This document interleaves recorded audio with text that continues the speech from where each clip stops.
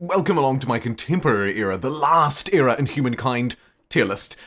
Let's take a look. First up, we have the Australians, the industrialist of the era, the builder culture. They receive 20% industry on all cities.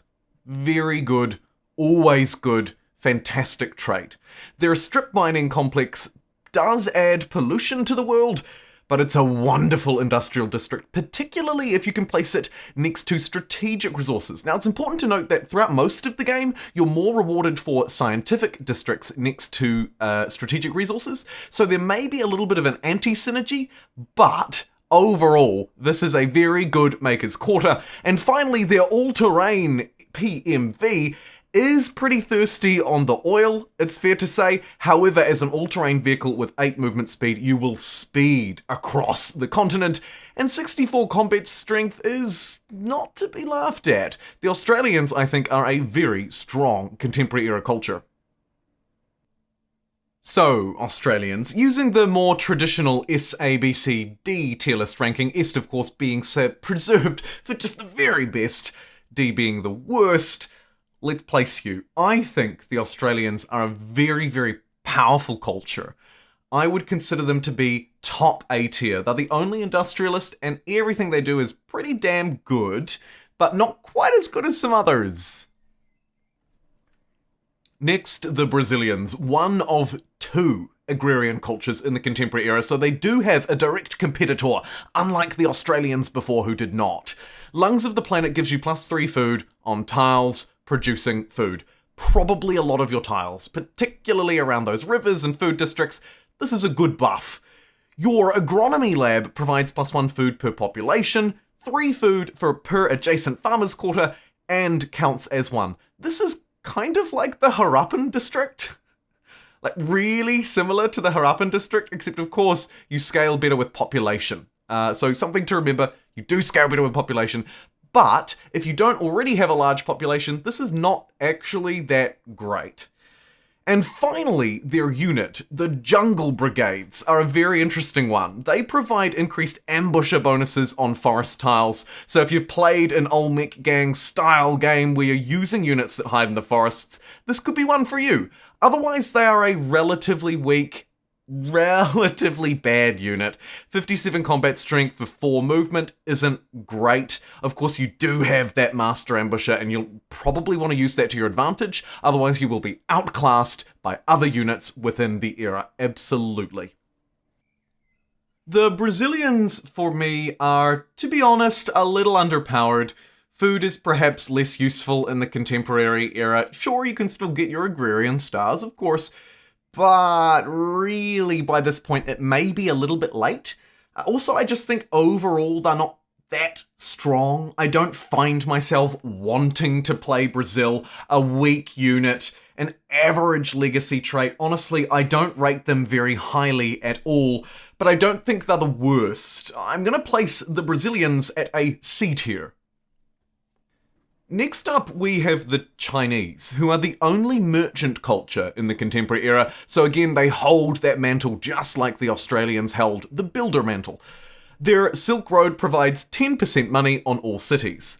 Now, when you think about it, the Australians give 20% industry, this gives 10% money.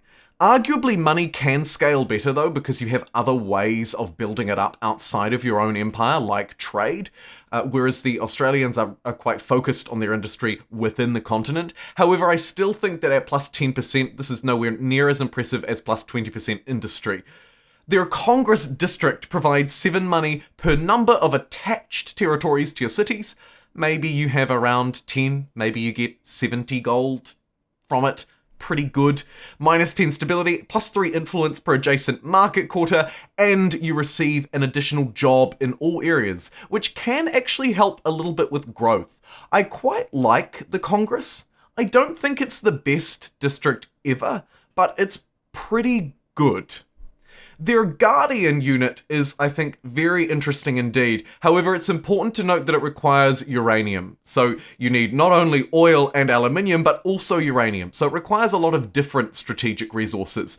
Otherwise, it is a strong unit with incredible range. It has multi-rocket bombard, which basically means on your turn, you can use the bombard action twice per turn. This is very powerful not only for attacking units, but also for wearing down city defenses. Otherwise, it's a heavy weapon, it's a ranged combat unit, it can only move or attack in a turn. So this is kind of like your artillery from Civilization 5 or 6. It's a very powerful unit. Absolutely, a very powerful unit, but it is difficult to maintain and of course slightly harder to maneuver. Overall, I think the Chinese are a reasonable culture. They're the only merchant choice. They're just not really quite good enough to really register at the top of the tiers. I think that by and large, if you consider everything I've just said, they're pretty good. Silk Road, pretty good. The Congress, pretty good. And the Guardians, pretty good. Are they anything to write home about? No. But I think they're a strong culture. I'm struggling to place them, to be honest, between A and B. It's either a low A or a high B. I'm going to place them at B for now, and if, as we move through, I may shift them around, but I think high B is about right for the Chinese. Next, we have the Egyptians.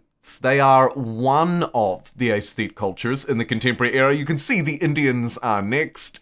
They have Valley of Kings, providing +4 influence on emblematic district. So any unique district that you've built throughout humankind, throughout the game, will now provide you with +4 influence. This is good for influence generation, and if you're lacking in influence generation and you're struggling to get those stars, or maybe connect your cities, or build civics and wonders, it could be for you. I'd recommend not, but it could be. The archaeological dig site is a standard -10 stability, but what do you get? Well, you get, that's right, more influence, +3 per adjacent district of any type, and +3 influence on your emblematic districts. You can see a theme here. It's all about the emblematic districts, and it's purely about influence.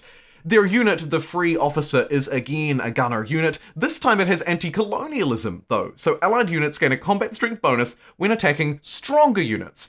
So despite this being relatively weak, like the Brazilian unit, it has some better versatility. Not only does it not rely on a certain type of geography, but also when you're fighting stronger units, it does receive a little bit of a combat boost to help you out. It's a little bit of a saving grace for what otherwise is a fairly lackluster unit. And to be honest, it sits inside of a pretty lackluster culture. A C tier, I think.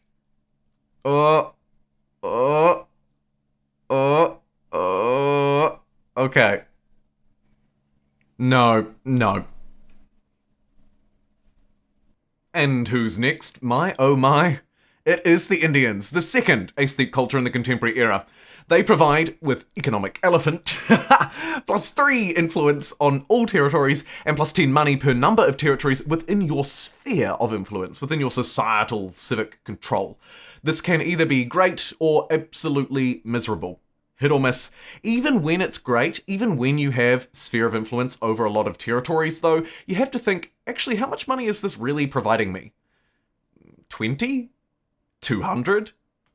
250? You probably don't have more than 20 territories within your influence in a normal game under fairly normal conditions. And I'm just not really sold on whether these yields are actually that much to write home about, particularly in the contemporary era where you have to remember that everything has ramped up a lot. I just don't think that amount of gold per turn is really that good. The Ashram, their emblematic district, provides +2 faith per population, 5 influence, 3 faith for adjacent district, and also, really, it's not very good. It's just not very good. Ignore that science. That's because I have a wonder in place. It doesn't give science. In fact, it only gives faith. It does scale per population, though. However, at the end of the game, by the contemporary era, religions tend to be pretty well fortified.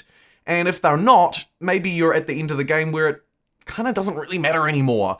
Faith gets less useful as the game moves on, and many argue that actually influence sort of does the same, particularly as you can start to play civics and certain things to swap it out and use money instead. Overall, really, the Indians, again, are nothing to write home about. Their Peacekeeper unit is relatively weak. Its special ability, though, provides it with bonus combat strength for each war declared on their owner. It's therefore only able to use that ability in a defensive situation. Other than that, it is the worst unit in class in terms of strength and movement, worst equal, or just flat out worst. Really, I'm sorry, Indians, but my goodness, this is a mess. Again, just like the Egyptians, it's a hard sell. And honestly, bad unit, really bad unit, actually. The worst in the era, I would probably say. Economic Elephant, no. D tier, I'm sorry. I am sorry. I just don't think these two are actually as competitive as anything else in this era. Probably.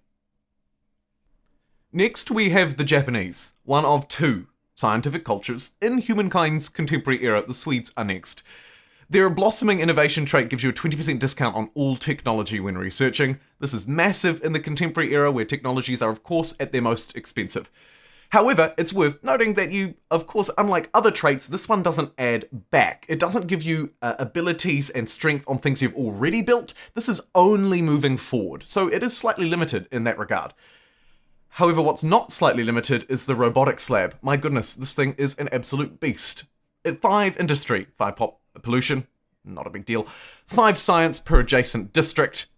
Some extra bonuses to industry and science as well. You'll also receive extra industry and science on your existing makers quarters and research quarters, respectively.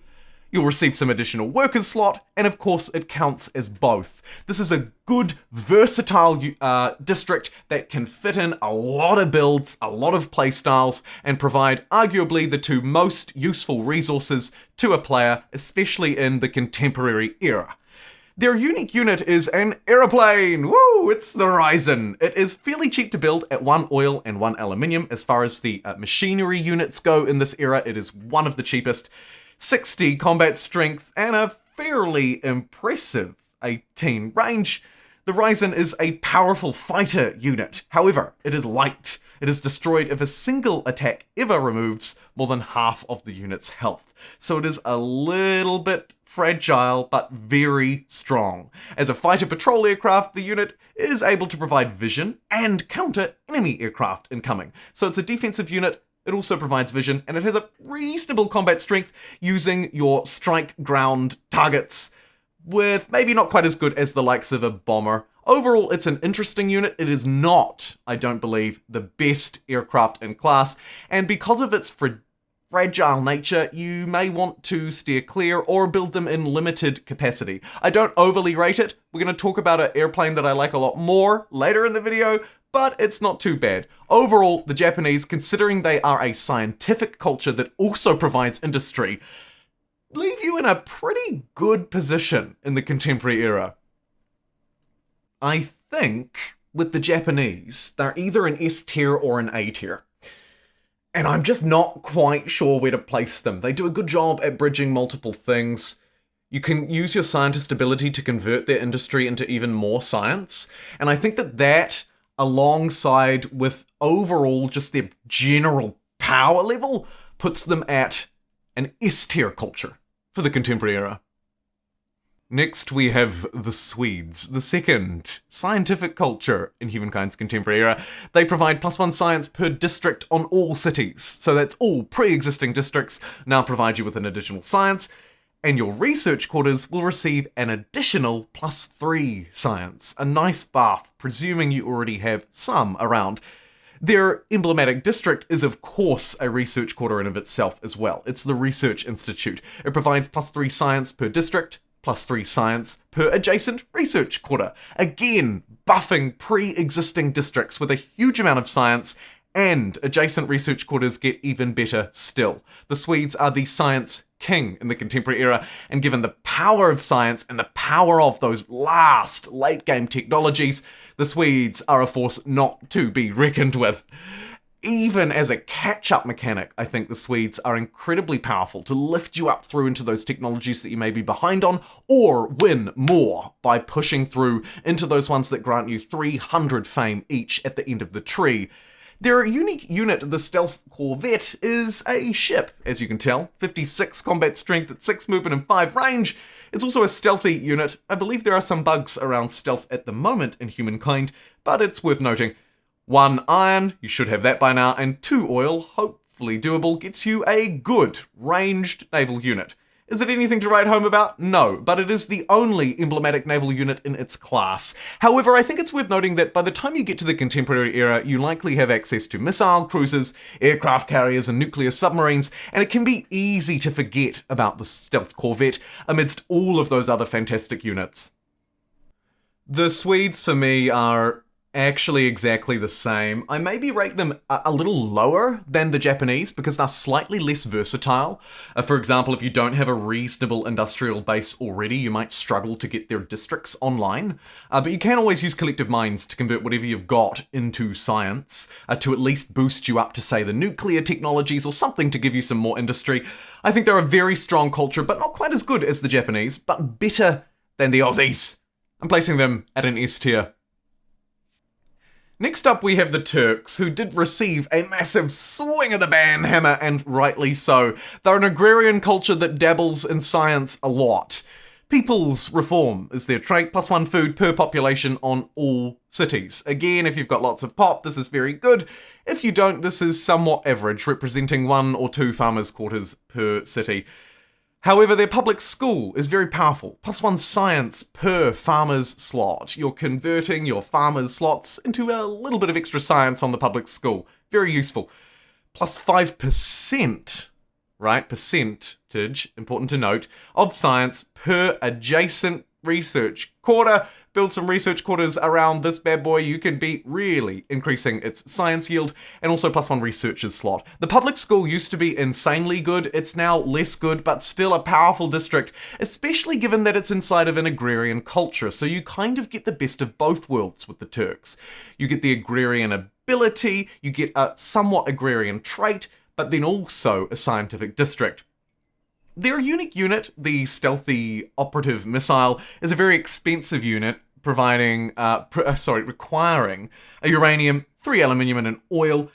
It is a missile, and if you haven't unlocked the nuclear missiles, or you don't want to go that route, you could find some use in it.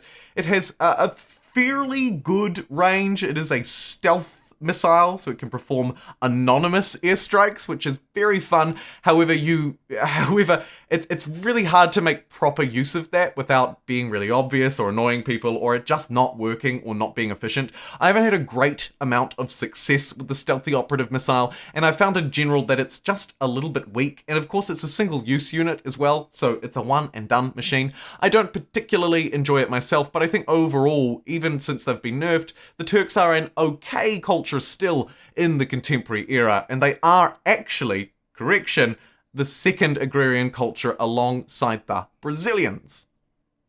The Turks, I think, are therefore pretty interestingly placed. Used to be a lot better, now not so much.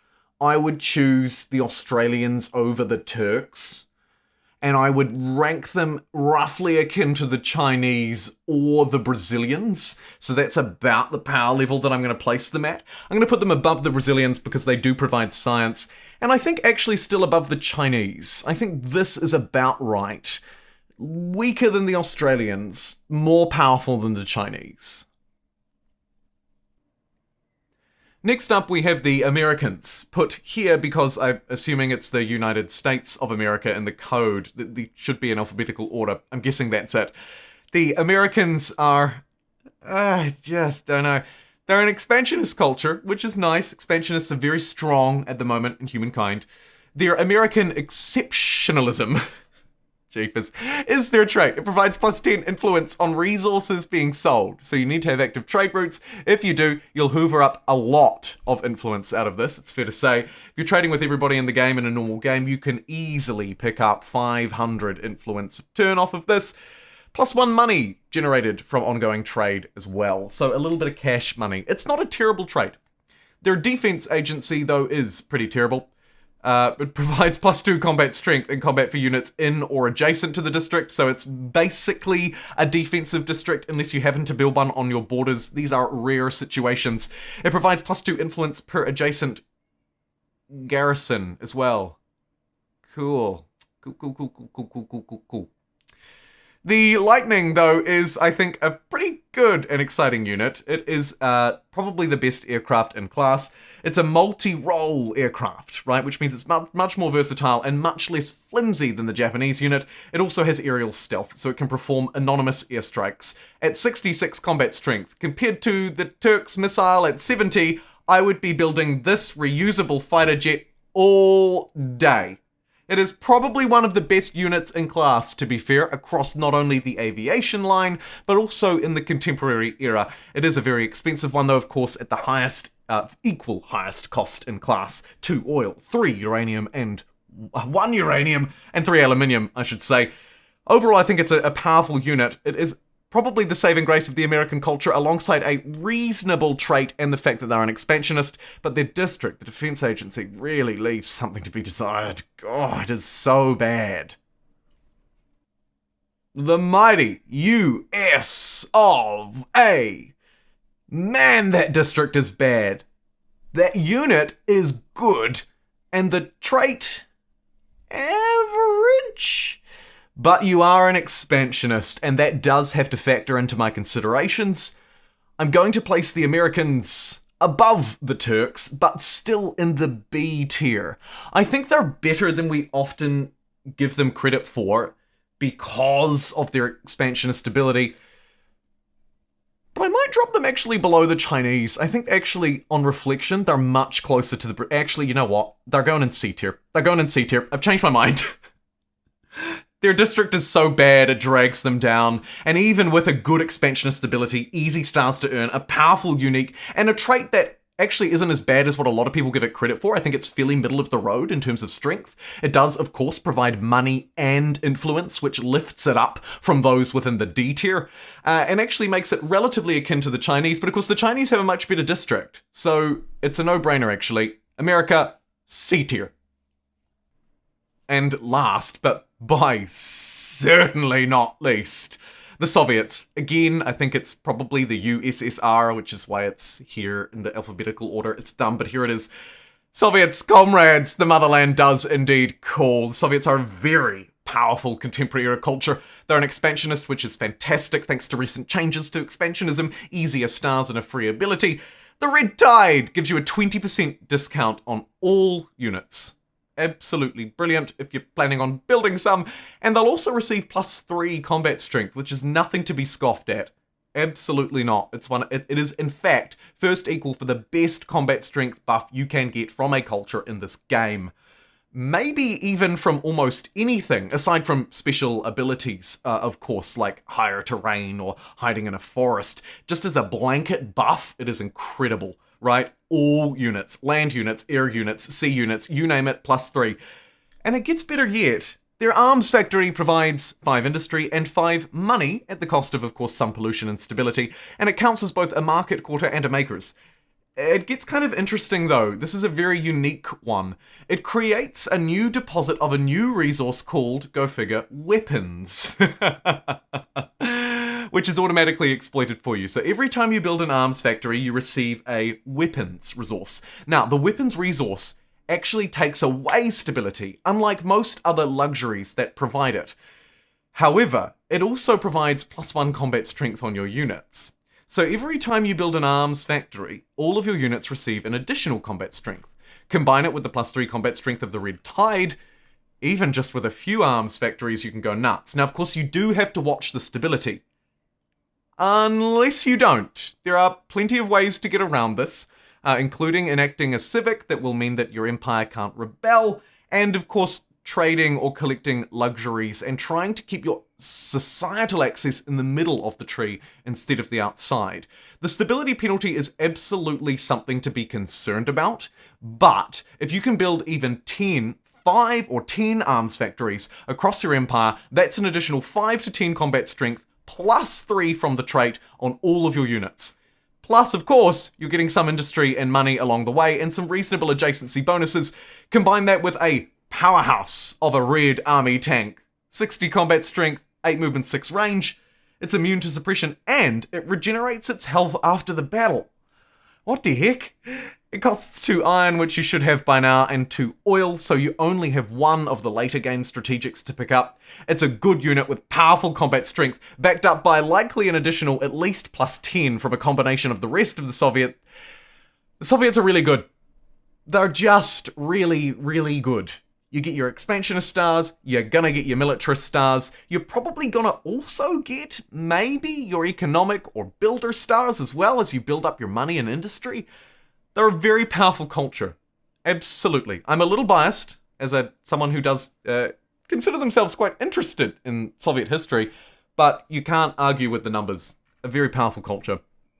Of course, only really if you want to take advantage of either defending yourself or going on the aggression. But remembering that going on the aggression can earn you your military, your expansionist, and when you take cities, your agrarian, and of course all the other things that follow, stars, it's generally quite a good idea. And if you're already winning in the contemporary era, you can keep winning, and if you're not, all good. Time to catch up with the Soviets.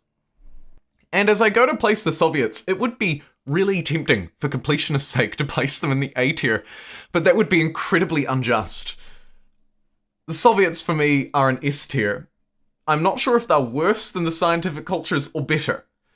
I know that they can kick the scientific culture's butts. I know that the expansionist ability is very good. Their unit is definitely more versatile than the Swedes. And actually probably more versatile than the Japanese as well, to be fair. The Red Army tank is better than these. Better than most. Because of the additional combat strength that they provide, they also train their units cheaper. For me, the Soviets are actually my pick for the top culture. However, there's a small caveat that, of course, by the time you get to the contemporary era, a lot of what you're picking and choosing between does depend on what you've already done. So do factor that in mind here if you've listened through to the end, which most people who comment telling me that I'm a raging moron probably haven't, so I probably should have put this at the start, but do just factor that in, that your playstyle will affect this, and particularly at this late point in the game.